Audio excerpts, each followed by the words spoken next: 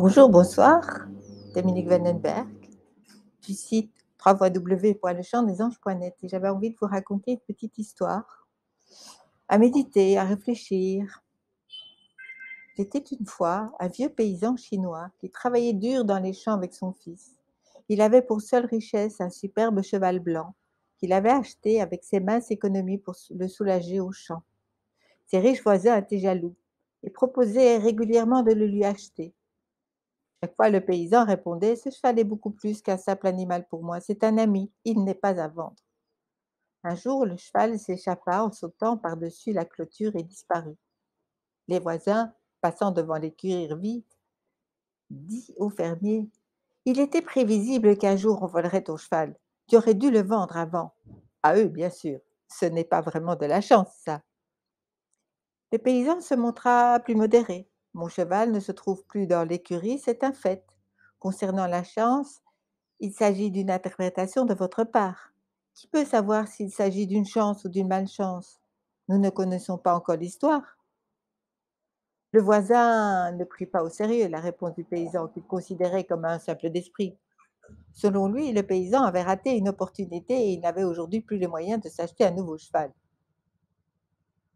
Quelques jours plus tard, le cheval revint, accompagné d'une douzaine de chevaux sauvages. Loin d'avoir été volé, il était simplement parti se promener. Le voisin commenta à nouveau: «Vous aviez raison, c'était pas un vol, vous avez de la chance.» Encore une fois, le paysan ne fut plus modéré. «Je ne sais pas, on peut simplement dire que mon cheval est revenu. De là à savoir si c'est une chance ou une malchance, qui peut dire l'avenir?» Le fils du paysan se chargea de dresser les chevaux sauvages, mais fut blessé par l'un d'eux et eut une jambe cassée. Le voisin donna à nouveau son avis: «Quelle malchance! Votre fils unique blessé, qui pourra vous aider à la ferme?» À nouveau le paysan, tranquille: «Mon fils a perdu l'usage de sa jambe. Est-ce une chance ou une malchance? L'avenir nous le dira.» Quelques jours plus tard, la guerre fut déclarée et on réquisitionna les jeunes hommes du village, sauf le fils du paysan, invalide. Et le voisin de commenter de nouveau: «Quelle chance, vieux paysan!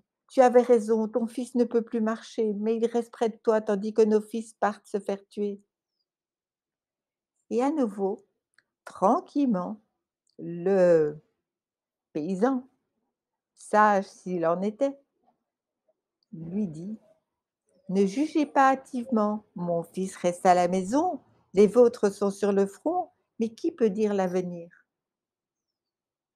J'espère que cette histoire vous fera réfléchir sur le fait que vivre le moment présent est important. On ne connaît pas l'avenir. On peut le pressentir, mais on ne connaît pas l'avenir. Se dire: «Je vis le moment présent», c'est un cadeau de l'univers. Ouvrons ce cadeau à chaque instant. Chaque instant est un moyen de vivre cette incarnation, de la chérir et de l'aimer. Et personne ne peut vous dire si ce que vous vivez dans l'instant présent va être bon ou pas pour vous. À vous de découvrir, c'est une surprise. Merci de m'avoir écouté. À très bientôt sur cette même chaîne de magazine, Radio Versastile. N'oubliez pas d'aller écouter la radio aussi et n'hésitez pas à venir sur mon site web et à vous abonner à la newsletter.